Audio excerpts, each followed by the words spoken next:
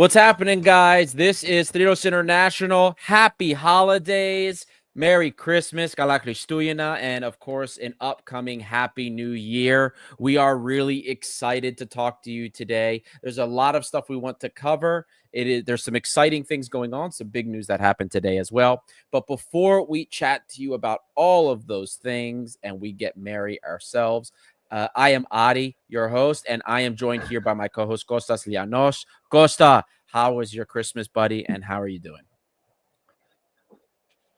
Well, funnily enough, my holiday just started. Thank you so much for having me back here, Adi. Always great to do a show with you. It's late here in Greece. It's past midnight, but it's always a very smooth show with you. You're one of the easiest and most professional people I've ever had the chance to ever work with, and everything with you is extremely easy. You know, the good times and the bad times. This show, this collaboration is always something I'm always very much looking forward to, and I'm always having fun. I'm about to enjoy my holiday until the 5th of January. I'm very much looking forward to it. It's been quite a year for all of us, but especially Olympiakos. Absolutely. Don't make me blush over here, Costa, with the kind words. Thank you so much. It's also wonderful doing these shows with you Well, it is as our well. color. It is our color. There you go. Guys, before we get moving on with everything we have planned for you today, don't forget to like and subscribe if you're tuning in now. A few dozen of you are already jumping in and getting ready. Tell us where you are tuning in from in the comments. We see some of our regulars here as always. I think I see at least one new face. So go ahead. Tell us where you're tuning in from. Tell us how your holiday was. Go ahead and chime in. There's a vote on the poll right now as well. In the poll, we're asking how many transfers you think Olympiakos needs. The window opens in just a couple of days. So tell us how many transfers you think Olympiakos needs. And guys, like I said, hit that like button if you're tuning in. Every engagement helps us find more red and white fans. We need as many as we can get so that we can build the biggest community ever. And if you don't already, check us out on socials. We have some great progress that we're making. You can see here, we are less than 300 subscribers away for 6,000 subs on YouTube. A huge milestone for the show. We are less than 100 away but when I checked before the show today, less than 100 away from 12,000 on Instagram. And last week, Costa, we broke 8,000 on Facebook. So the red and white, it's just growing. The channel's growing. You know, the footprint is growing. It's amazing. So, and if you guys are tuning in on audio, if you're going to be listening to this on audio, whether it's Apple, Spotify, Amazon, wherever you listen to us on, don't forget to leave us a 5-star review. The audience is growing everywhere. We have a really fun little stat for you guys on Spotify. 7 International is in the top 5% of video podcasts on Spotify. So that's pretty crazy stuff. Costa, we're making waves all over the place, and it's really fun. Guys, also on Instagram, there are 4 giveaways going on right now. 4 giveaways. It's a happy holidays for everybody. Merry Christmas to you all. We're doing tons of giveaways, lots of cool stuff. So check them out. Go to our Instagram page, 307 International. There is a giveaway. I think it actually ends today. So today's the last day you can put your name in there. Follow the directions, follow who you have to follow, and then you can enter to win a Conference League USB lamp. On the 1st of January, the first day of the new year, is the last day you can enter for a Conference League framed photo. It's a really nice one. It's got El Kabi holding up the Conference League plus a couple of other players as well. There is a signed Evan Fournier jersey. That the last day to enter for that is tomorrow. We announced the winner on January 1st as well. And then the last giveaway, the most recent giveaway, is a jersey for the young legend Christos Mouzakitis, the 17-year-old midfield phenom. That ends on the 10th, January 10th. So check out our Instagram page, enter to win one of those really, really awesome giveaways and jerseys. You could also join us on Patreon. A lot of great stuff going on Patreon. You can join the WhatsApp channel for only $1 a month. So for $12 a year, Costa, you can join in to the WhatsApp group. It gets insane. I had my phone off at work today. I missed like 700 messages. I don't even know what the arguments were about, but there was argument going on. There's always insanity in that Patreon group. There's always somebody to talk to and engage with. Check it Well, out. Oh, you have a tidbit right here. This is a what's Patreon. that all about? Oh God, Costa. I don't even want to know. I still haven't really gone back. I missed hundreds of messages about it, but I'm sure it had something to do with Willian. But that's a little tidbit from the Patreon group for you guys. So check it out. There's also extra content tiers and a merchandise tier as well. You can support us and help us continue to do bigger and better things. We're trying to get bigger software packages, equipment, so that we can do like better live shows on stadiums. We're trying to get software so we can do better football analysis too, to make things more visually appealing. We're always trying to up our game here. We get nothing out of whatever you guys donate. It goes right back into the show. More money ends up coming out of our pockets than anything else anyway. So if you want to help us continue to further the effort, please do so. We appreciate all of your support and the support of all of our patrons. Now, Costa, before we start talking about the things, the juicy topics everybody wants to talk about, the transfers, the analysis of the squad, I think now is an appropriate time. And we've done this a couple of times during the year since the summer. But now, of course, with the new year ahead of us, I think we need to take a step back and remember what this club has accomplished in 2024. We have 2 European title wins, the UEFA Youth League, we have the Europa League, and then we are finishing the year 2024 in first place in the Greek League. Remember last season, at the same time, this is when it all started to collapse for us. Diego Martinez was gone. Carlos Carvalhal came in. Things were not looking good. The football was terrible. Mm-hmm. Things have changed a little bit. It's not perfect, but we're in a way better place than we were at the same time last year. This year is a historic year for Olympiakos for the reasons I mentioned before. The first ever Greek team to win a European title. This coming year. Right. So it's sorry. It's surreal to reflect on that. It's okay. It's surreal though to reflect on all of this. So tell me, with what you've seen in 2024, tell me your thoughts about this whole thing.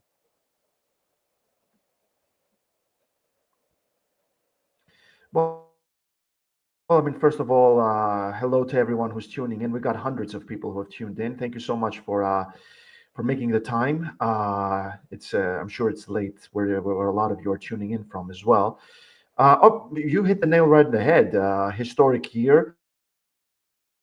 Olympiacos became the first and only team to be winning the UEFA Youth League and a major UEFA trophy in the same year. The first ever club whose junior team and senior team win a European title in the same year. Olympiacos became the first European team to ever win, the first ever Greek team to ever win a European title. That alone should have been the end of my analysis right there. If you said it yourself, if any one of us even dared to say something like that this time last year, they would never be allowed back on YouTube. Right. Of course, we're gonna go in depth. We're going to analyze this in absolute depth in a few minutes. So, guys, do stay around because the numbers, they are quite interesting, nonetheless. Olympiakos did something that will probably never happen again. A Greek team, don't know if we're ever going to see a Greek club winning a European trophy, and needs to stay this way. This has been a historic year, 2024. This coming year is even more historic, arguably, because it's the 100th year anniversary, and with it comes a lot of responsibility because of what happened last year. And in my opinion, anything less than the domestic double and the quarterfinals in the Europa League is a failure, my opinion. We're reigning European trophy holders, so this is not just any season. And this is 100 years, so Olympiacos need to impose themselves on Greek football. So as far as I'm concerned, the bar is very high. Management seems to agree with me with what we saw happening today with a major name leaving, the highest earner leaving, uh, and and the plans that we're hearing of bringing in a winger from the top shelf. So yeah, absolutely season and year that we just enjoyed, something that will probably never happen again. But Olympiacos need to keep aiming higher, and the aim and the goal of winning the Europa League next needs to remain very much alive. Vangelis Marinakis, the owner and president, keeps it very much alive by reminding the players that this is the goal this year, and I couldn't agree more with him. And Costa, we also had some historic production from Ayub Al-Kabi, the striker of Olympiakos. He not only made history for Olympiakos in terms of his goal scoring record, but he made history for UEFA in UEFA competitions. Most goals in knockouts for a UEFA competition. Ayub Al-Kabi has, in the year of 2024, 42 goal contributions, Costa. 36 goals and 6 assists. Amazing output. He has among the Europa League teams, he has the most goals amongst forwards in all competitions. Ayub Al-Kabi is insane. He's an absolutely insane player. He's done so much, and it's still at the end of 2024 here. I still can't understand how this man wasn't even on the list for the Ballon d'Or. Something that plenty of journalists even agreed with me on. But anyway, it is what it is. And Costa, it wasn't just a big year for Olympiacos. It was a big year for us here at Trus International. Huge for us. So many things happened. Not just a partnership with One Football that I'm talking about. We were in the Football Content Awards finalists for Best International Podcast.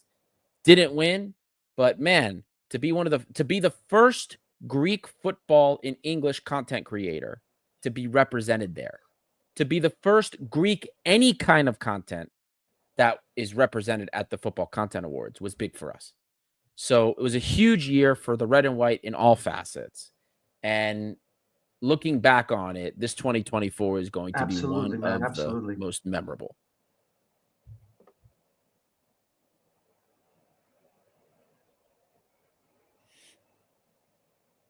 Absolutely, it was absolutely unforgettable. The fact alone that we had the chance to be around all those amazing content creators and a lot of professional content creators such as The Athletic, Sky Sports, TNT, and, and obviously, this was just a mere taste for us. Next time, we're going for much bigger, and we're sure that with all the hard work that's going from all of us, and I do mean all of us in this podcast, and the amazing fans that we have, and an even greater Patreon group. I'm sure next season could be next year. Excuse me, I keep forgetting my terms. Next year is going to be even more exciting. Absolutely.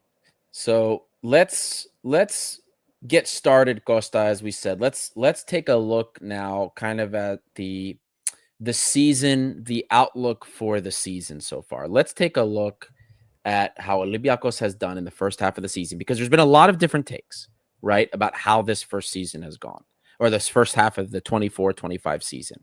There's a lot of people that are unhappy. There's a lot of people that think we are, we're playing really terribly. We haven't built onto what was done last year. They think that we're worse than we have been in past seasons.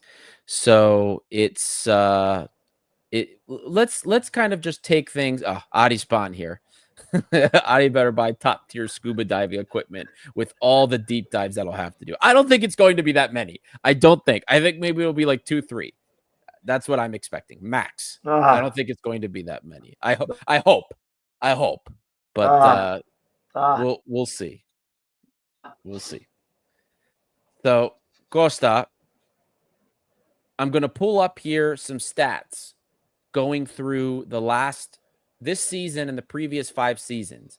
as a comparison point so we can see where Olympiakos is compared to previous seasons. This first little page here is just points total through 16 match weeks. So since 2019-2020, which many people believe to be the best team in the recent era, the last 6 to 8 years, we can say, and the best team that Pedro Martins had. Fair enough. So yeah, 34 points is where we're sitting at right now. A point or two better than the previous 2 seasons, but a few points worse than the Pedro Martins seasons where we were winning the league by 20 to 25 points. So and there was is it where we necessarily want to be? Position. Okay, sure, maybe not. But is there an expectation that we would be running away with the league like we did in those Pedro Martins seasons, Costa?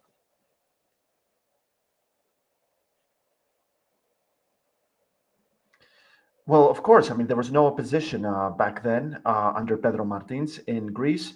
PAOK and AEK and Panathinaikos were still figuring a lot of things out. Panathinaikos are still figuring a lot of things out. They have been since 2011, really. But AEK and PAOK, it was a while until they returned to title-winning ways.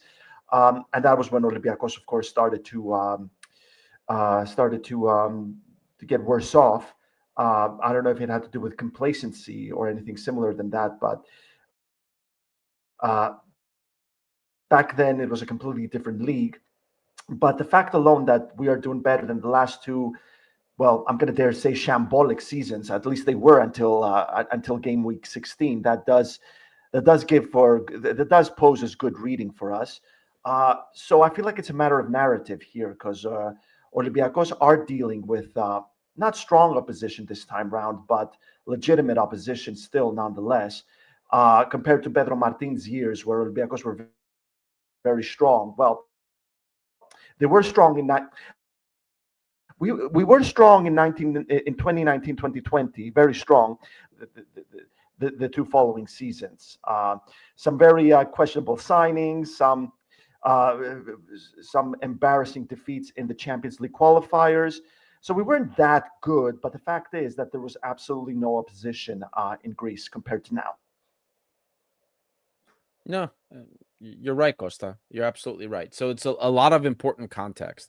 We didn't really start to see AEK make investment into their squad and build something that had substance until the 2022-2023 season. That's really when they came out. They won the double that year.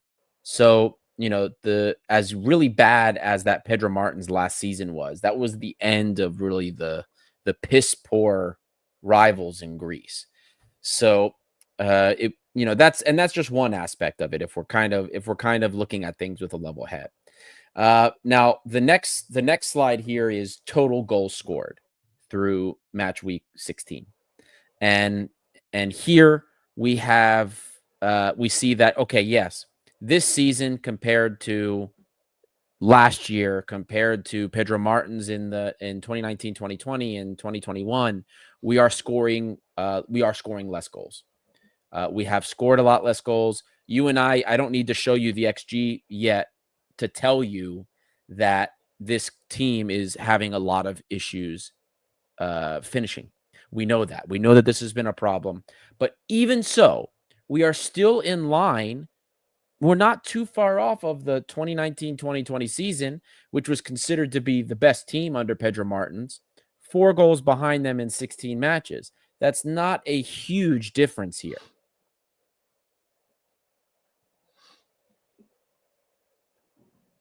Absolutely. Guys, I'm going to have to apologize to every one of you because there seems I'm having internet connection and internet connectivity issues here. I'm trying to go around it. But yeah, like as you can see here, Olympiacos right now today only 4 goals behind the Pedro Martins' best season ever, only four goals behind.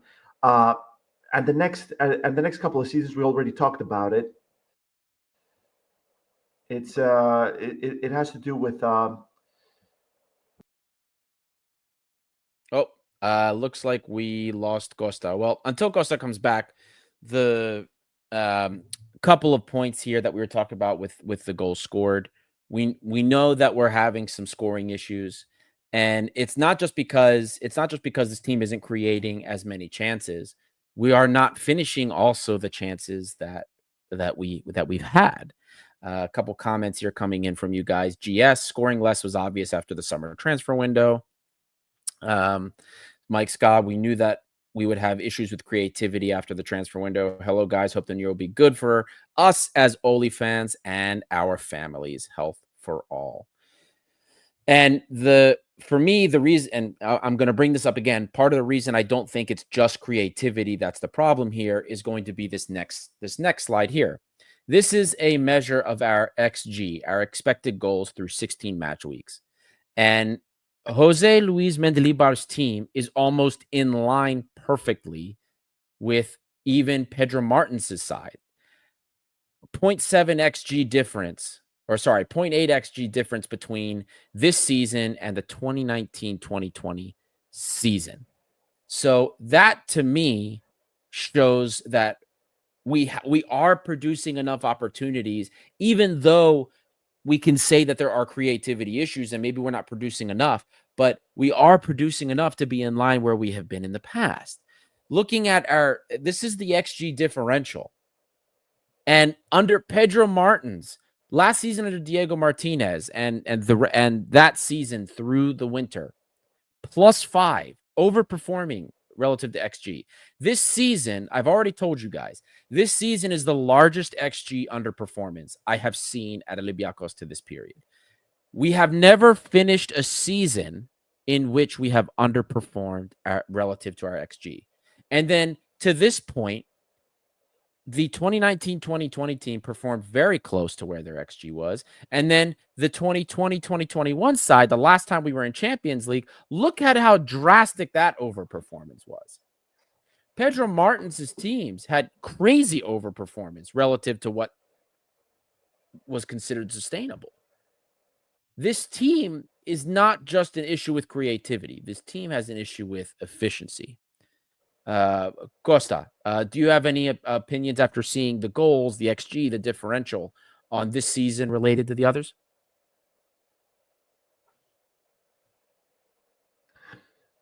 Well, like I said, I think it's all about narrative at the end of the day, because I'm just a broken record here. You got to consider the opposition you had in front of you, and also the fact that during the Pedro Martins years, he was dealing with a team that was very well connected. It was consisted of players who knew how to play with who knew how to work together on the pitch. They've been together for quite a few years. It was with the same manager, which is extremely rare in Greece to have a manager for more than 3 years, really. Pedro Martins, if I remember correctly, he even beat Dusan Bajevic's records at olympiakos, and Dusan was around a long time. A new squad. It was a team last season. The team that won the Europa Conference League was a team of loanees, like it or not, or a team with players whose contracts were running out. So it's still a new manager. I mean, last season the manager we got, Jose Luis Mendilibar, came in and put band-aids everywhere that he could find. But of course, he was extremely talented and experienced in Europe. Because let's not forget, we almost botched Greece as well last season, and if we had lost that Panathinaikos game, we would have finished a lot more stress, and well, that wouldn't have really worked for us against such a difficult opponent as Fiorentina.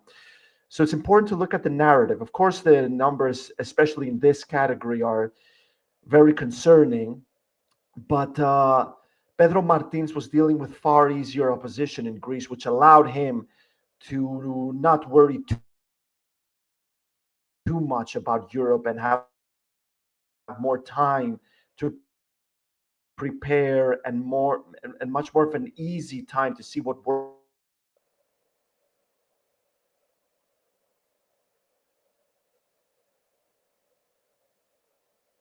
Yeah, you're absolutely right, Costa, in that respect. And there's two comments here that I wanted to touch on with respect to the offensive stuff that we've seen here. First, Mike Scott.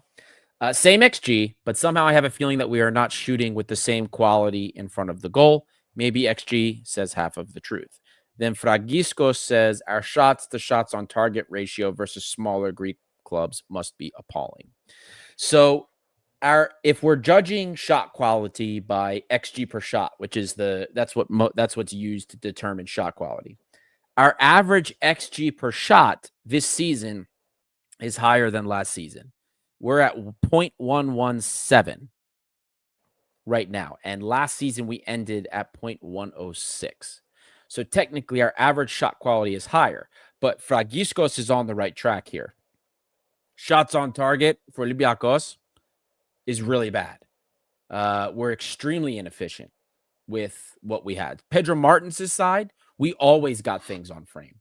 We did not have very many opportunities. We would score a lot off of set pieces, but we always seem to manage to keep some things on frame.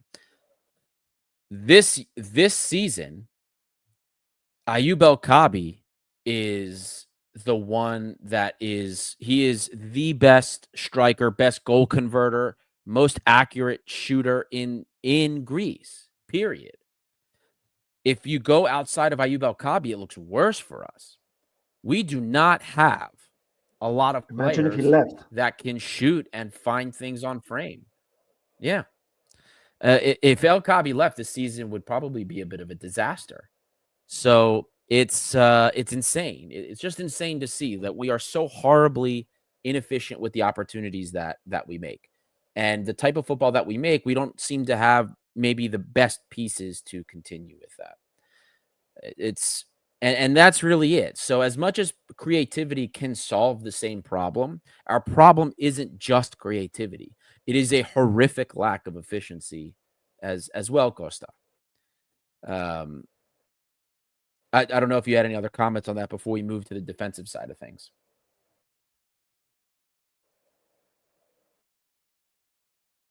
I just say that Daniel Podence and Kostas Fortounis weren't replaced adequately, but Zelson Martins was. We did have a bit of a debate. We did have a bit of a debate during the summer about Zelson and whether or not he'd be the right replacement for Daniel Podensation. The fact that he wasn't in the conference as well, and we still did it without him. But yeah, it's very important to say that we are going to need a winger and we are going to need a number 10 in January. And this is a really important comment here by Carbu, because this is something that I don't think enough people have really talked about this season. And the comment that Carbu says is not only us, but every top 4 club is struggling right now with the so-called smaller clubs. And he's absolutely right. Galicia, they don't have a win yet this season, but Galicia has been a struggle for all of the top clubs. Everyone's upset we dropped points, sure, but they have not been easy for the top sides. In fact, a lot of these sides, which you would normally expect to beat pretty easily, these sides have been difficult for the top clubs this year. Maybe that's also a reflection of how poor the top clubs are right now. That you could make that argument. But I think it's a little bit of both. I think maybe the top clubs aren't as good as we thought they would be this season, but at the same time, I think we underestimated how well set up or how good some of the smaller clubs or the mid-table clubs have been. I think that's also a distinct possibility. Now, guys, while we're waiting for Costa, sorry, he's having some technical difficulties. The last part of this is to look over the goals allowed, kind of our more defensive attributes. And as you can see this season, we've allowed 11 goals so far. Better than last year. If you guys remember Diego Martinez, especially towards the end, we were conceding goals left, right, center. But we have conceded a couple more goals in the league compared to previous seasons. Pedro Martins, notwithstanding, barely conceding any goals against poverty competition at the time. But I think this is a sign that the league has grown stronger because our defense has actually been one of the positive sides of us this season. And then we look here and you see our XGA and it's literally It's literally almost in line with the best time. So the defense this year, allowing the least number of opportunities against in terms of quality and number of opportunities compared to the last two disaster seasons. And then as well, you look at the end of Pedro Martin's era, you look at the 1920, 2021, and the 21-22 season, and it's right in line with there. This is the differential, and Pedro Martin's size are out producing relative to the situations that they're facing. And a big part of that was Jose Sa and Tomas Vachlik. We had some very, very, very, very good goalkeepers. We have a great goalkeeper now in Kostas Solakis, but he has to deal with a completely different context. He has to deal with a lot different things.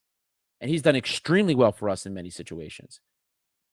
He has a better reflex save percentage than any of the other goalkeepers that we had. But we had overall a team that allowed less opportunities on a whole. And we're facing way better scoring opportunities from some of these teams in relative to what they could do in the past few seasons. So we're looking at this, and if we're looking at the underlying data, the team should be doing better than it is. The team has enough. It has done enough, especially on the offensive side, to warrant better results. We have left over 2 goals on the table with poor finishing. 2 goals based on the results that we have seen. 2 goals is enough to see us with an additional 4 points in hand. That additional 4 points in hand gives us a 5-point lead in Greece. Think about it that way. That's what a underperformance of 2 goals means for Olympiakos. An underperformance of 2 goals means we have 4 points on the table that we should have had. That's what that means. So when you sit there and you tell me this team is not creative, this team is terrible, this team is not performing to where it should, for me, the correct analysis is the team is underperforming, but it hasn't even capitalized on the chances it has created for itself. That's how I see this. Creativity can solve that problem, but the bottom line is that the only problem is not creativity. The bigger problem is our lack of efficiency. Costa, I don't know how you feel about that, but that's how I see this. Well, to be honest with you, I mean, you've done much better research than I did because you covered the last almost the last 5 seasons in the Greek Super League. I just looked at last season because I felt like the Conference League triumph um, got the fans hungrier in the sense that they were expecting a season a lot more similar to the 2019-2020 campaign that saw Olympiacos dominating Greece and almost making it to the Europa League quarterfinals after eliminating Arsenal at the Emirates. So so that made me think that Olympiacos fans would be expecting a much better season compared to last season when tensions had reached boiling point. Yeah. So I had a bit of a look myself. Um, so game week 16 this season compared to game week 16 last season. This season, Olympiacos have amassed 10 wins, which is the exact same amount as last season. 10 wins this season, 10 wins last season. Olympiacos have lost twice so far this season. Last season, they had lost 3 times. You covered the points, the goal scores, the goals scored, and the goals conceded. I'm going to look at derby wins. So far, Olympiacos have won 2 derbies compared to 0 last season. In fact, Olympiacos are undefeated at derbies. Last season, they had lost, well, they lost one, and technically they lost the other one to Panathinaikos because of the Juankar situation, and they drew at AEK. Ayub El Kabi, you mentioned him, very important factor at Olympiacos. This season, he has scored 11 goals, compared to 7 last season. And he was missing on game week 16 because he left to join Morocco on AFCON duty. So by that time last season, he could have scored 9 goals. He could have made it 9 goals, or maybe even 10 if he managed to get a hat trick. Which, well, his form didn't really give much to didn't really show that. So when it comes to consecutive wins, Olympiacos' best return is 5 straight wins this season, compared to 3 last season. And as we all know, Olympiacos are in first place in the Super League table right now, compared to last season's fourth. I have to say, Ari, out of all the things I just read, the only glaring difference for me, absolutely glaring difference, is the position on the table. Yeah. Fourth last season, first this season. Everything else, there's not much. It's not very different. There's nothing really glaring to point out. Maybe the Derby wins. Maybe. I mean, if you point out especially, but then again, there's the narrative. Because last season we had the Juancar situation at Karaiskaki, That and ruined a the lot. El Cap that ruined a lot. But of course, let me ask you that, Ari. I've been dying to ask this question in this podcast. I am very big on butterfly effects in life. If you had taken that turn instead of that turn, your life could have looked a lot more different. Let's say the Juancar situation never happens. Let's say that dumbass who threw that firecracker, he had COVID that day and never made it to the stadium. Let's say that didn't happen. And we had beaten Panathinaikos, which we could have done because we looked very good in that second half, in the beginning of that second half when we picked up the equalizer. How different would last season be? No way we would have won the conference. No way, because Diego Martinez would have gotten more time because he would have beaten Panathinaikos. Yeah, and maybe we don't make the transfers. We don't get Carmo in. We don't get Chiquinho in. Maybe we don't get Horta. And like GS said, so if you remember, Costa, yeah, and you kind of brought it up actually inadvertently. GS talks about how El Kabi had big criticism at the first half of last year, and then his second half of the season was amazing. El Kabi had his longest goal drought, since he's been at Olympiakos in that October-November timeframe. He went 5 games without scoring or giving an assist, no goal contributions. This year, Ayoub El Kabi is now on 3 games straight without a goal contribution. So this is his second longest goal drought in a row without a break at Olympiakos. So maybe if he doesn't have, maybe if that issue, maybe if the fan doesn't throw that, maybe El Kabi doesn't get the drought. But I think the scoring drought, then going to AFCON, coming back rejuvenated, played a role in his insane comeback. It's it's insane. It's insane, Costa. And then you also look at, this is now the points we had in Europe. Now, I've brought this up to people before because I did the Europa League points after the Twente game. And you look at 9 points, right? We have 9 points right now in the Europa League. Now, of course, the format's different. It's a league phase now. That's very important, Adi. Very important. That's a very important difference. So it's a huge difference. But if you look at our traditional Europa League groups and performances, even Champions League, the first 2 seasons here are Champions League. Olympiacos does not always get 9 points out of 6 games. In Europa League, in Champions League. We haven't done that in a very long time. Our best Europa League performance in the past 6 seasons, if we include this season, the last 5 seasons besides this season, was in that really disaster season of Pedro Martins. And we got 9 points, and I think 6 points of that came off of Fenerbahce. Yes. We abused them both home and away. So that we was did our not best. do it away. It was that late Tiquinho winner at Karaiskaki. I was furious at that. I was so furious I didn't celebrate. It was insane. It was absolutely insane. So like people look at 9 points now through 6 games. We still have 2 to go. We have an 86% chance, Costa, if we lose the next 2 games, of still going to the knockouts.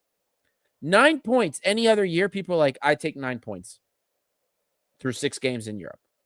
That's Hard that. question. That's how we look at it. Go ahead.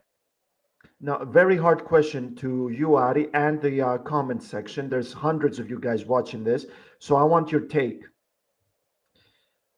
I believe personally that as European trophy holders, we need to finish in the top eight. If we don't finish in the top eight, I personally consider it a failure. Look, in an ideal world, I would have agreed with you. I would have said we should be gunning for top eight. We're good enough. We're a good enough team to where that's where we should be compared to the teams around us. I think we still have a chance if we were to win the next 2 games. I think we would have a chance for top 8. So, but at the same time, like we know Mendilibar is a knockout coach. So at the same time, I'm just like, get me to the knockouts because Mendy's a knockout coach. Just get me there. But yes, in a manner of speaking, top 8 for me, I'm not going to call it a failure, but I will be disappointed. For me this season, I wanted to make a good, I just wanted to get into the knockouts and I want us to get to the quarterfinals. I think that makes a strong statement. So that's how I'm going. That's how I look at it. Am I disappointed if we don't make top 8? Absolutely. But I don't know that I would necessarily consider it a failure personally. That's kind of how I see it. I feel like my headline in this show personally is that something happened this season that I was afraid of at the end of last season after the final, and I'm like 99% I mentioned in this podcast, and I was afraid of a hangover, and I brought up Greece from 2004 after we won the Euro in Portugal against the hosts. We went on to lose to Albania, Tirana, 2-0 in an awful performance, an awful game. And we went on to miss out on the World Cup finals in Germany, Otto Rehhagel's hometown, after he turned down the Germany job, by the way. And I was very worried about it. I told you guys, I'm thinking about Greece right now. And I told that to Sky Sports as well, that I am worried of a hangover. And I'm afraid to see that I am seeing signs of that hangover. Like I just told you, Ari, I mean, you did such a great job taking us through the past seasons. And I just mentioned what happened, how we looked compared to last season. We agreed there's no glaring difference to last season so far. There's going to be signings again. I'm going to try not to jump the gun here, but I'm very sick and tired of the whole January transfer splurge. I remember I interviewed Nikos Dabizas, a former Olympiakos player in his own right, and he told me the January transfer window is only there for tweaks. It's not there to splash the money and create a new roster like we did last season and the season before. And this needs to stop. And maybe it's going to be only 3 signings. Maybe we're going to get to that. But it's an issue of mentality that kind of worries me. I don't know if I don't know if that makes sense. No, I don't disagree. I don't disagree at all, Costa. And I think that you're right with a lot of the things that you have said. I think a lot of it boils down to in the end this summer, right? I think that really the problems within the roster happened with the panic purchases. At the same time, Al Capone here had a very good point regarding the Europa League. And somebody else had said it's a better competition. There's better teams, and they're absolutely right. You look at the top 8 in the Europa League table right now, and your Lazio and Bilbao are at the top. Anderlecht, Lyon, 3 and 4. Frankfurt, we all know Eintracht Frankfurt, a difficult team for us. German sides are difficult for us in general. They're 5th. Galatasaray, Man U, even a Man U, as crap as they've been in the Premier League this season, as disastrous as they've been, it's still Man U. It's still a Premier League side with way more resources than any Greek side, and a team that just on talent alone is extremely dominant. And then in that 8th spot, it's Rangers. It's Rangers, a team that also has more money than Olympiacos does. Should we have beaten Rangers, in my opinion? Yes. But the in the end, it's look, in the end for me, you look at these teams, and most of those teams on that list I just told you are way more resources than Olympiacos has. So that's just how I see it in terms of the reality. Now, I do agree with you though in many respects, especially regarding the hangover. We're going to talk about now the consequences of that hangover with some of those decisions. I think that I really do believe that this hangover was the result of panic purchases, panic signings after we waited probably too long for Daniel Podence. That was really for me the big mistake of the summer. I don't think and knowing what we know now, Podence and Fortunis were never coming back to Olympiacos. It didn't matter what you threw at them. You were never going to compete with tax-free money in Saudi Arabia. I'm sorry, it's just not happening. Those two players were ready to finish their careers. They were ready to get the big payday and be done. Nothing held against them, Costa. It's just the way it is. They had every right and they had every reason to want to finish things. So I don't blame them for that. They achieved something crazy, a Conference League win that no Greek team has done. They achieved a European win. They had every right to go ahead and get the big payout. But what the club should have done was given Daniel Podence a timetable that they gave Kostas Fortunis. Because had they done that, they could have bought themselves more time to make better decisions on transfers. In the end, they went with guys like Willian, they went with Mhm. Oliveira, and then they went with Mhm. Yazidzi. Two out of Yeah. those three are no longer here. Well, sorry, two out of those three cannot be counted on this season. One is gone, the other is out for the season with a season ending injury. And that, in the end, is the problem.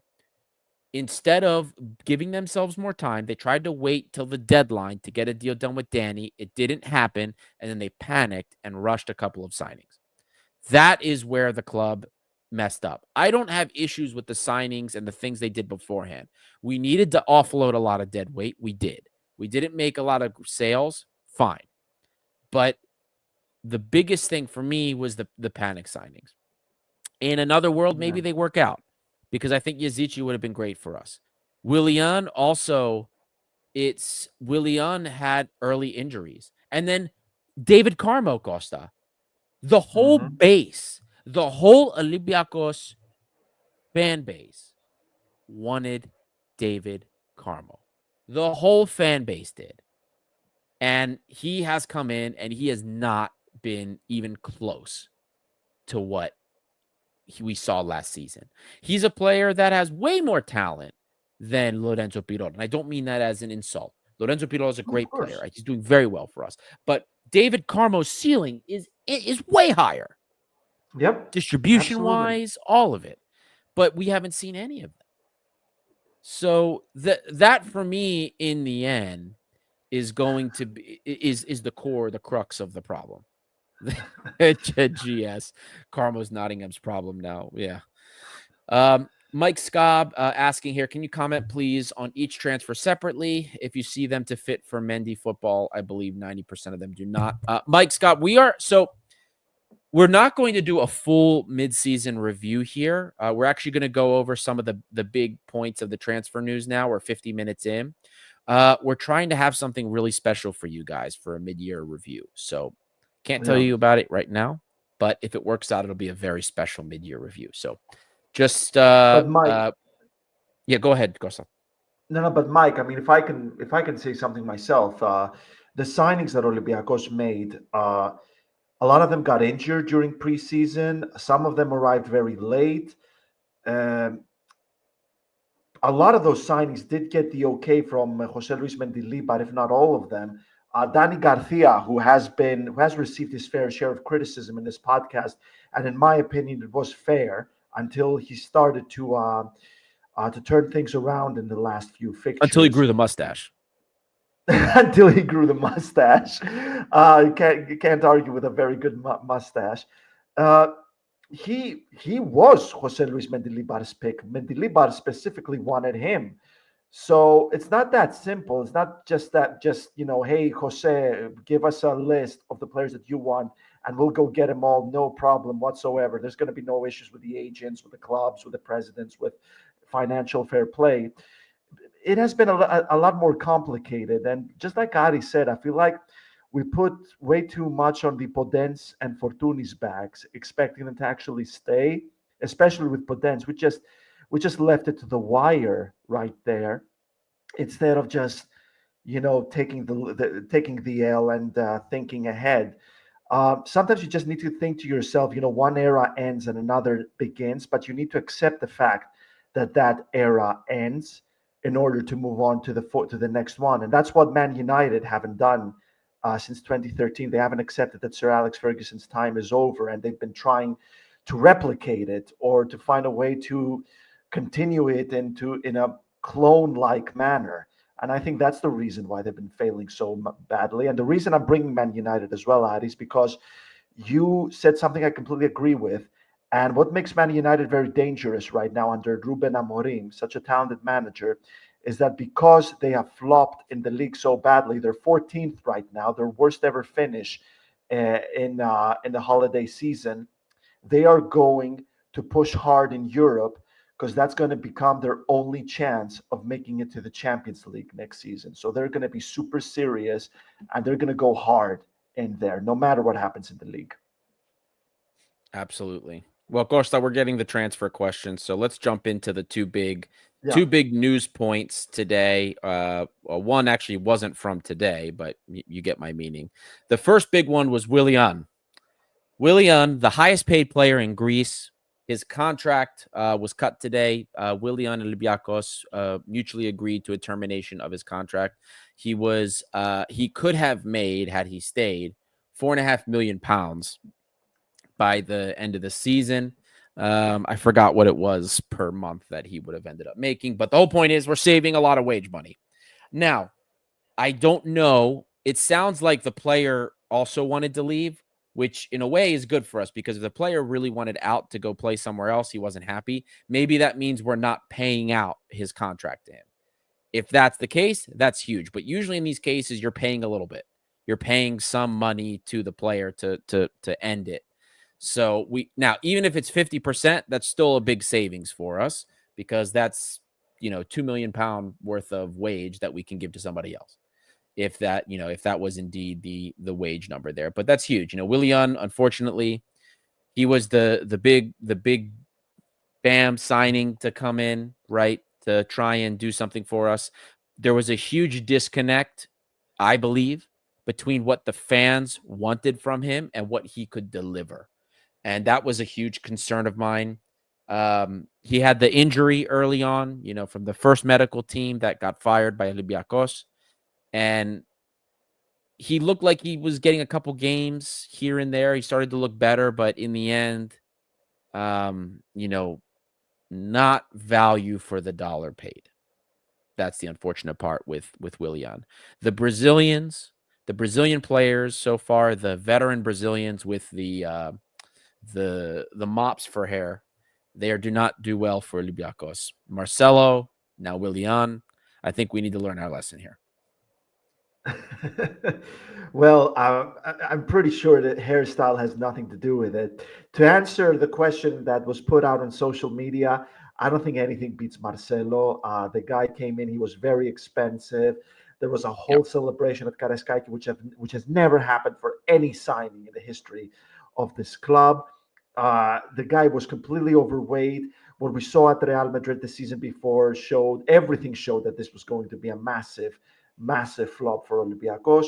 Willian had two really good seasons with Fulham. Fulham offered him a new deal. He turned it down. Marco Silva really wanted to keep him. What he did at Chelsea speaks for itself. I don't need to say anything.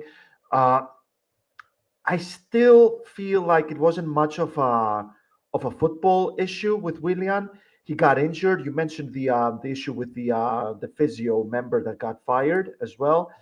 I feel like what I seem to remember why Willian failed at Arsenal, even though he had a couple of good games at the beginning, and that's because Willian is very much the kind of player that wants to feel like he gets and he fits in to the vision of each team, and that's why it didn't work out with Arsenal because he didn't feel like he fit into that vision. He didn't get the vision. It was the early days under Mikel Arteta and Edu, a guy that it seems like we're going to be hearing a lot more around Olympiacos, Nottingham Forest, and Rio Ave. Nothing is signed yet, but everything's going really well based on what I'm hearing. But I feel like that's what happened with Willian. It was the lack of it was the vision that he didn't really get.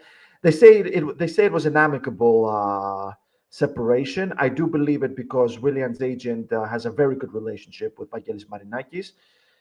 It's Yeah. a sad development. But then again, so much money is being cleared in the wage bill, and Olympiacos have a very good opportunity to bring in a really good number 10 and a really good winger, which is something our attack really needs right now. Speaking of wingers, another winger that is on the outs is Pep Biel. Pep Biel, for those of you that may remember, he went on a 6-month loan to Charlotte FC in the MLS. That loan is over because the MLS, the U.S. Football League season ends in the winter, and it was made very clear that Pep Biel's time at Olympiacos is over. The player wants to go back to the MLS anyway. He wants to stay in the U.S. If you watch the interview he did with one of the Charlotte FC media guys, he kind of talked about how living in America is a bit of a dream for him because of the movies he watched, and he really loved it in Charlotte. So he's hoping to go back there. They're working out a deal with Charlotte to bring him back on another loan with an obligation to buy. Now, the obligation to buy would be around 3.5 million. 3.5 million euros versus before it was 5 million. So it looks like he's going to go on loan if everything works out. So that's another one. But Pep Biel for sure. I've seen people talking about potentially bringing Pep Biel back and seeing if they could get something out of him. But it looks like that is done. The chapter of Pep Biel at Olympiacos is over. Now, Costa, let's talk about some of the transfer news about some players that If I could may, just become. very quickly Oh, on go ahead, Costa. Biel, Go. if Jose Luis Mendilibar, one of the best managers Olympiacos could realistically bring to the dugout, if Jose Luis Mendilibar cannot turn Pep Biel into a world beater for Olympiacos, then no one can. Time to move on. It's of the best thing. It's in the best interest of everyone involved. Exactly. No manager has really been able to figure out how to use him here properly. Yeah. So if you can't, question here from Fragiscos about the fee being mandatory. And yes, when we say obligation to buy, that means that they have to buy him. That's what they're working on. And then Michali's here. I've seen some questions about Almiron, so we're going to talk about the transfers in. First one, you guys all saw it today. Almiron from Newcastle. Costa, go ahead. Tell everyone the news they need to hear so that we don't have to hear about Almiron forever. Well, I mean, the thing about 307 International is that we only give the news that the fans need to hear, not the news that they want to hear. And that's why I'm very proud to be part of this amazing initiative. And if you haven't done so, guys, please do like and subscribe. And do join us on Patreon. It's a ton of fun and some amazing exclusive content that we share there. What we know about Miguel Almiron right now is that so far it's talk. I don't have anything concrete about Miguel Almiron and Olympiacos. He has fallen out of favor at Newcastle, even though manager Eddie Howe doesn't have enough depth in his squad because of the fact that they continue to make a lot of switches and movements in terms of financial fair play and PSR. And they need to move some players in January. Among those names that we're hearing are Sean Longstaff and now Miguel Almiron. He has fallen down the pecking order, so he's nothing like that amazing player we saw 2 seasons ago that forced Jack Grealish to apologize publicly for questioning his ability during Manchester City's Premier League celebration. But even if Olympiacos are indeed in the chase for Almiron, there's going to be intense opposition from Charlotte FC again, the team that wants to restart Pep Biel's loan, and of course Santos and Botafogo from Brazil. Of course, Newcastle are not going to are going to refuse to let Almiron go for anything less than 10 million pounds, which is why he didn't go to Charlotte last summer, even though they were very close to making the deal, to finalizing that deal, because Charlotte refused to pay 10 million pounds. So Olympiacos are looking at around 12 million euros having to splash for a player that has not been impressive at all this season and didn't do much last Yeah. season. So, well, got rid of Willian, who was disappointing. Do you want to take that kind of risk with Almiron? Listen, if Willian was disappointing, that was about as low risk of a veteran buy as you could get, right? Like Willian was playing almost 4,000 minutes for 2 seasons in a row with Fulham in the Premier League. This isn't Marcelo that didn't play 1,000 minutes. You know what I mean? Like for Real Madrid when we brought him in. This guy played 4,000 minutes in what's considered to be maybe the best league in the world, a league that's physically demanding. So you don't expect that you bring a guy in and he's not ready to play. So anyway, but lessons learned. It tells you that even what you could consider to be a relatively low risk veteran transfer, it still doesn't work out sometimes. So in that respect, maybe it's better just not to bother with those. In a way, I remember in the interview, Vice President Costas Karapapas told us that those types of signings Olympiakos was done with. That, because it didn't work with James and Marcelo, they were moving on from it. I guess, when sometimes when panic sets in, you revert to old habits. And maybe that's what happened. Or maybe they said, hey, look, maybe we don't like to do this, but how can Willian fail? He did this for he was playing almost 4,000 minutes a year at Fulham. Surely he can do something for Olympiacos. That's probably how they were looking at it. Other transfers, Costa, of interest. We've heard in the past few days, Ramon Sosa from Nottingham Forest. That was a name that popped up as a player. I'm telling you, and I don't have any, this isn't something that we have special insight for, but I'm telling you, there will be a Forest. We are going to get that third loan from Forest. It's coming. I don't know who it'll be. I doubt that it's going to be Toffolo. When Ramon Sosa's name popped up, I was like, oh, there's that 18-year-old kid, the one that we've heard really good things about from people in and around Forest, that can play fullback and wing. So that's another one. But I'm telling you, I'm feeling the Forest loan coming. There's one coming. One more. Absolutely. This is something you cannot count out. Maybe someone from Rio Ave. Do they have any really good wingers, number 10s or left backs? I don't know. But in the end, the reason I bring this up in this manner is that the Ramon Sosa thing is not happening. The next name on the list, Costa, we've heard about Ruben Vargas. That was on there for a while. Again, another one. So many names are popping up that just don't feel super realistic. There was the left back from Freiburg, Makungo. He's another one. I don't think, everyone's looking at some of these guys that are going to cost money. We are not going to be doing in the winter some big money signings. It's not happening. We are still kind of up against it with FFP. Removing Willian helps us with the squad ratio. It helps us with wages. But I don't see us making some really big moves. I think these are going to be some free transfers, maybe some very low fees. If it's the case, I just don't see something like that happening that some of these people think. There's the other name, of course, which has been all over the news today, was Athanasio from Atromitos. Yep. In 2 days, he signs and he will officially be an Olympiakos owned player. Now, as it stands, he is supposed to finish the league this season with Atromitos. There has been continuous talk that we are trying to bring him in early. And all I can tell you guys is, at least from the information I have, I don't know how likely that is. Atromitos does not exactly have a lot of backup or depth in that position. I am not so sure they would be ready to say, no, keep him and take him immediately right off the bat. So that's really all I can tell you guys from now, at least based on the information that I have. So if we do get a left back, and if it's not Athanasiou, it's not going to be a big budget left back because I do think we're expecting to do something with him over the summer. You want me to get a little controversial? Go for it.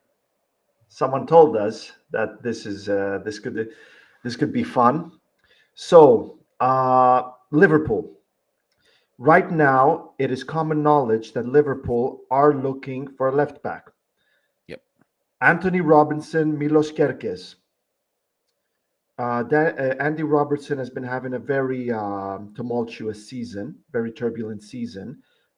All things considered, you know how good Liverpool are in the Premier League and the Champions League. They're probably the best team in Europe and probably the world right now. They top the Champions League phase. Summer, could we be having a big left back coming in during the summer? You reckon, Adi? I don't know. I don't think that's happening. I think Tsimikas is happy where he is. You know, he was making more money. But Liverpool aren't.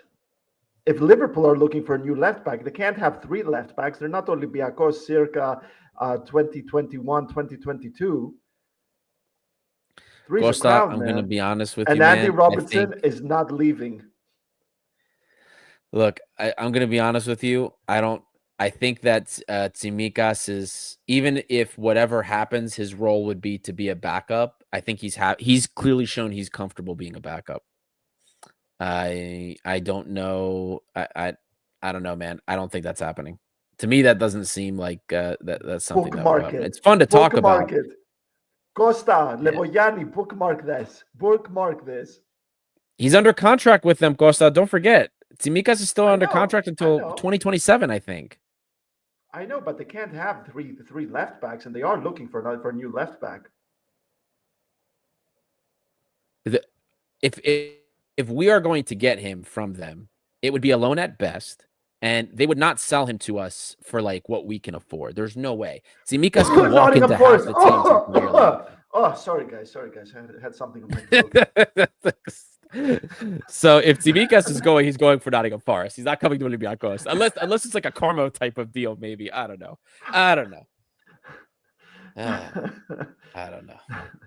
But it is a blow that if we can't get Athanasiou for this for the second half of the season, that is a blow, all things considered. Yeah, you're right. There's there was a Lakis Gavalas. I can easily see swap Athanasiou Apostolopoulos. That's actually, you know what? That would be a good swap, actually. I could see that too. I could see that as well. I could definitely see that happening. Because in Greece, it's important to mention the paraskinio in those kind of things. We're not the Premier League guys. A lot of things happening in the background. Paragodiliki, big thing in Greece. I mean, you had our good friend from the awards that came in and said he wanted more of that in the Premier League. No, you don't. No, you fucking don't. The reason the Greek league is in such shambles is because of all that paragodiliki. Absolutely not. Absolutely not. I think he just meant like the way Marinakis carries himself because it's entertaining. He wants more owners like that because a lot of owners these days are the cookie cutter financial type. Anyway, I just want to thank him for joining our podcast. It was a lovely interview. I really enjoyed it, and you did a great job there, Adi. Thank you. I appreciate it. Costa, moving over to transfers out. Guys, we are almost an hour and 10 minutes in here. For those of you that are still with us, there's over 300 of you tuning in that are hanging out with us. Thank you so much. And hundreds more have passed through the show already. So thank you guys for tuning in. Like and subscribe real quick. Help us continue to find more and more red and white fans. 317 people tuning in, Costa. We've got 44 likes. Come on, guys. Help us out here. Hit that like button. It costs 10 seconds. That is so sorry, man. That is so low. Well, we have people tuning in. We have people tuning in from X. If you're tuning in from X, consider joining us on YouTube because you can't really interact with us when you're on X. It's easier to interact with us when you're on YouTube. So consider joining us there, guys. And again, hit that like button, subscribe. If you don't already, join us on socials and 5-star review for those of you that are going to be listening to this on Spotify, Apple, or wherever you listen to podcasts. Transfers out, Costa. we've got a couple of names that have popped up. First, Thanasis Adroutsos, the player, which is funny, the player that's not really a part of the team. He was training. He popped up in a couple of games, and now he's being linked with, I've never been able to say the name of this team. Gerther Freuth. Is that I it? have no, I don't know them, man. I just don't know them. I'm sorry, dude. Second division Germany. I didn't think I was going to have to say anything, but CR7, guys. I hope all of you that are taking the piss here with CR7 are joking. That's never happening. It's never happening. I actually had a discussion with a very well-known transfer specialist earlier this evening, and he said impossible. Impossible. Yeah, it never happening. Another outgoing transfer rumor that's been discussed is Yoros Masouras. A lot of people unhappy with him. If you have seen any page that posted anything about Masouras to Bochum again, everyone's saying get out. Masouras has had a very difficult season. He is, for me, he's always been more of a rotation player. He's really not been, ever since Mendilibar arrived, his production has really been not good, and he hasn't been counted on as much. The role that Mendy has for him is really not where he excels. He's not the type of winger Mendy wants, but he's not used even in the role behind the striker very often at all. So he's another player that is supposed to be on the outs. And one thing, Costa, now with Willian gone, Yorgos Masouras rumored to be out. Andreas Doi is another one that's rumored to be going. Perhaps a certain David Carmo could end up going back to Nottingham Forest. We'll see what happens there because he's been disappointing. Isidoros Koutsidis, our U19, linked with a loan move somewhere so he can get playing time. He can't play with the U19s. And right now, he's not going to get any playing time with Olympiakos. Is there a loan move there? We brought up Apostolopoulos earlier, and of course, I just said Andreas Doi. There's one thing I need to remind everybody when it comes to the European list, the UEFA list. Now that Willian is gone, we only have 22 registered players for the UEFA list. Mendilibar only wanted 23 players on the roster besides the youth, besides the B list. So we only have 22 players right now registered. We have 3 open slots. 3 open spaces for the European list. We got rid of Willian already. We can only make 3 changes. That includes additions into open spots. Only 3. So if we remove any more players, that includes Yorgos Masouras, we will continue to have holes in the UEFA list. Right now, we can bring in 3 more players. We can fill the holes. No problem. No other bloat. If we sell or get rid of Andreas Doi or Isidoros Koutsidis, they are on the B list. Doesn't impact us at all. Andreas Doi was young enough. He made the cutoff for the B list, so that doesn't impact us at all. But anybody else, like a Yorgos Masouras, Apostolopoulos, anybody else that's on that A list, they will impact our total slot. I see Mike Scobb here saying I have an Argentina shirt on. No, my friend. Ha! I got you, buddy. Look at that.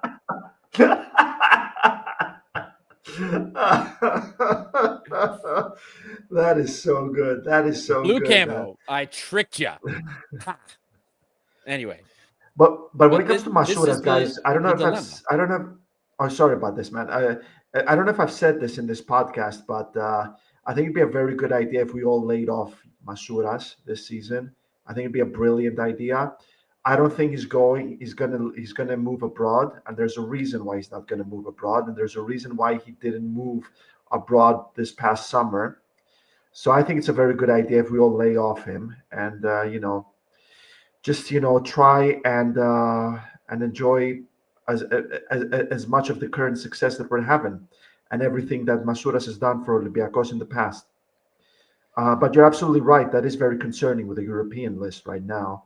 I feel like when it comes to players leaving, my money would be on Sergio Oliveira, Yusuf Yazici, Roman Yaremchuk, and maybe, and I really hope this doesn't happen, Christopher Velde. Costa, here's my I already said we only have 22 registered players, right? So we're 3 under the 25. Let's assume Mendilibar wants to stick with, nope, I only want 23 players. Fine. Okay. We can't get rid of all those guys. We won't be able to replace enough slots on the European list to get rid of them. And Christopher Velde, for all the people, Costa, that were telling me, oh, this club needed Tete. This club needed Tete. Double the price of Christopher Velde, has played double the minutes of Christopher Velde, and has, I think, one more goal contribution than he does. Yeah. What? What, Costa? I mean, are we being serious here? Now, look, here's how I would approach this, right? You got rid of Willian. You freed up a lot of money in the wage budget, right? You got rid of Willian. You've got 3 spaces left on the European list. Bring in the winger you wanted. Bring in the playmaker you wanted, the number 10. Bring in the other left back. That's it. That's it. You know what? Gutsidis, keep him here. Sell Doi. Gutsidis is on the B list anyway. If you get rid of Doi will get you money. He technically can play as a center back and a defensive mid. We don't have to tell them that he's a liability at center back. Sell him. He's 21 years old. There's value there. He's a versatile player on paper. There's value. Sell him. Keep Gutsidis to get those minutes. Move those players around. I don't understand. I wouldn't tinker too much with the starting players. Oliveira, sure. That one, I don't believe right now that Mendilibar would ever use Oliveira in a way that gets the most out of his abilities and that benefits us. The system and the way Mendilibar uses players and uses Oliveira, I'm with you. He probably would have been one of the first players I tried to get rid of, but I don't think he'll be as easy to get rid of as Willian. Willian clearly wanted to leave. He wasn't feeling it. He wanted to go play somewhere else. Oliveira, I doubt will be that easy to get rid of. And I think that he's going to be Kostas Levoyanis had said in a previous show when we were talking to people about Oliveira that the term that was used for the player was leech. So when you have a player that elicits that reaction from people, I doubt that it's going to be very easy to get rid of them. But other players I'm willing to keep longer. Like Velde, of course.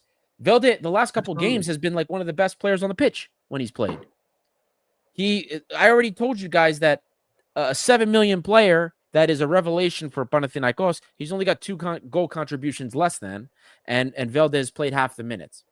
Guys, Velda's I think will end up being fine for us. I'm willing to give more time to Yaremchuk, personally. I'm willing to give him some more time and see what he has to do. The guy's barely played. He needs to get some consistent minutes. So I'm willing for a player like that to see where he goes. But look, really for me, I've seen plenty of people talking about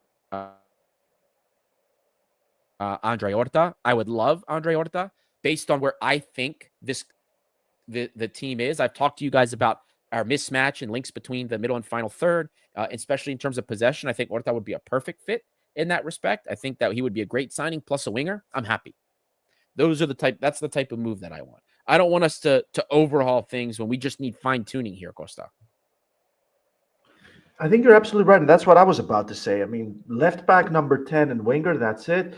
Andre Horta and Athanasi would be brilliant. Really, of course, we don't know.